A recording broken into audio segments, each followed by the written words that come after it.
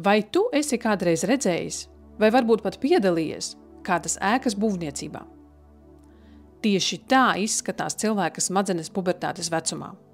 Milzīgs būvlaukums, kuram neredz ne galu, ne malas. Bet kas tieši notiek šajā smadzeņu būvlaukumā?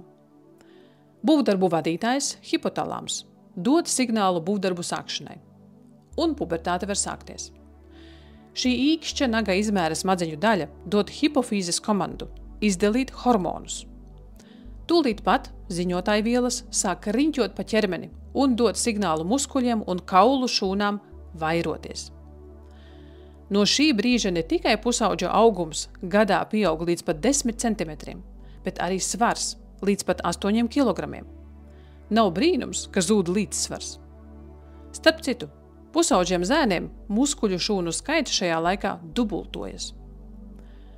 Pubertātes laikā katru sekundi pārslēdzas līdz pat 30,000 nervu savienojumu jeb sinapšu, jo īpaši smadzeņu emocionālajā centrā, kas uz doto brīdi koordinē arī racionālo lēmumu pieņemšanu un motivāciju.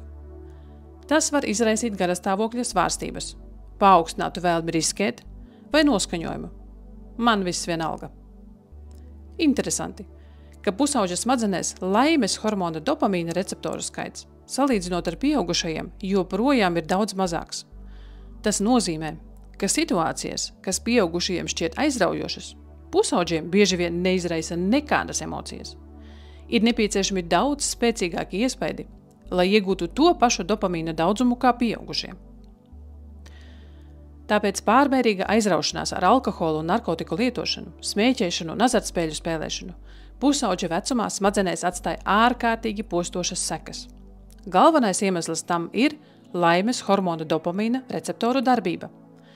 Kā jau iepriekš minēju, lai sasniegtu to pašu dopamīna daudzumu asinīs kā pieaugušajiem, pusauģiem ir nepieciešama daudz lielāka iespaidu deva. Un šeit līdz atkarībai robeža ir ļoti trausla, pārsvarā nemanāma. Bet pirmo reizi mūžā, tieši pubertātes laikā, tīneidžeri ir spējīgi ietekmēt to, kā viņu smadzenes attīstīsies. Aktuālākais jautājums šajā laikā ir, kas es patiesībā esmu?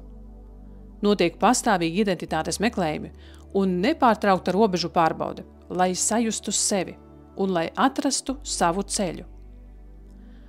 Smadzeņu pārbūve nozīmē arī to, ka pusauģi ir radošāki un oriģinālāki nekā pieaugušie un labprātāk izmēģina jaunas lietas. Izmaiņas smadzenēs uzlabo domāšanu un maņu darbību. Nevienā citā vecumposmā talantus nevar tik labi attīstīt kā pubertātes laikā. Tieši pusauģu smadzeņu darbība ir kā īstiem supermeniem. Mācību apgūšana notiek daudz ātrākā tempā un efektīvāk nekā jebkurā citā cilvēka dzīves posmā. Bet tieši tas padara tīņus tik ļoti ievainojumus. Tieši pubertātē daudzas smadzeņu sistēmas reaģē ārkārtīgi jūtīgi, un tieši šī jūtība, ja pubertātes laikā notiek kaut kas traumējošs, var būt par iemeslu vēlākām psihiska rakstura traucējumu izpausmēm, trauksmei, depresijai un tam līdzīgi. Šajā milzīgajā smadzeņu pārbūves procesē mainās arī mīlestības hormona oksitocīna receptori, kas pēc pētnieku domām ietekmē pašpārliecinātību. Tāpēc pusauģi sevi uzskata par savas pasaules centru. Sasniedzot pubertāti, jaunieši uz vecāku balsīm reaģē savādāk nekā agrāk. Iemesls. Šī saikne ir izveidojusies tik spēcīga, ka pusauģa smadzenēm vairs nav tik būtiski uz to reaģēt. Tāpēc saiknes ārpus ģimenes tiek kategorizētas kā svarīgākas. Interesants fakts ir, ka smadzeņu būvdarbu laikā pusauģi pārvēršas par pūcēm, jo miega hormons melatonīns smadzenēs izdalās apmēram ar 2 stundu nobīdi. Tā rezultātā pusauģi nogurst vēlāk nekā bērni, un viņiem ir grūtības vakaros aizmigt.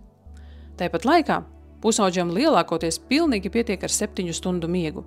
Mazāk vai vairāk tikai samazina viņu mūžumu un produktivitāti. Pubertātes laikā strauji palielinās darba atmiņas apjoms. Smadzenes sasniedz maksimālo atmiņas kapacitāti aptuveni 19 gadu vecumā. No 25 gadu vecuma tā jau atkal sāk samazināties. Pusauģiem limbiskā sistēma, jeb emocionālā smadzeņu daļa, bieži vien ir spēcīgāka par racionālo, kura atrodas frontālajā daivā. Tas ir tāpēc, ka smadzeņu būvdarbi norisinās no aizmugures uz priekšu. Tā rezultātā pusauģi bieži vien rīkojas emocionālās cīņas karstumā, lai gan patiesībā zina, kā būtu bijis darīt labāk. Tieši limbiskās, jeb emocionālās sistēmas izmaiņu rezultātā pusauģi jūtas vairāk vai mazāk pastāvīgi nesaprasti. Bez jokiem, šajā vecumā grūtākais darbs ir tikties ar draugiem. Čillošanā ar draugiem pusauģu smadzenes apgūst tādas svarīgas dzīves prasmes, kā sarunas, plānošanu un kompromisu meklēšanu. Vai starp jums ir kāds, kuram nav smartphone? Caur šo mūsdienu tehnoloģiju sabiedrībā ir izveidojies ārkārtīgi liels spiediens vienmēr būt sasniedzamam. Bailes kaut ko nokavēt bieži vien liec saskatīt alternatīvu. Drīkstēt būt arī offline. Augšanas process ir pabeigts vidēji līdz 17 gadu vecumam meitenēm, bet puišiem līdz 19 gadu vecumam. Tajā brīdī, kad jaunieši sāk savu fokusu pievērst nevis dzīvei šeit un tagad, bet nākotnē, tad tā ir nepārprotama zīme, ka pubertāte tuvojas beigām. Apjomīgie smadzeņu pārbūves darbi vidēji beidzas apmēram 21 gada vecumā, kad ķermenis un smadzenes ir pilnībā attīstījušies. Spied patīk un dalies ar šo video, ja tev tas bija noderīgs. Seko man Instagramā, Facebookā un YouTube un iepazīsties ar subliminal.lv radīto saturu arī mājaslapā.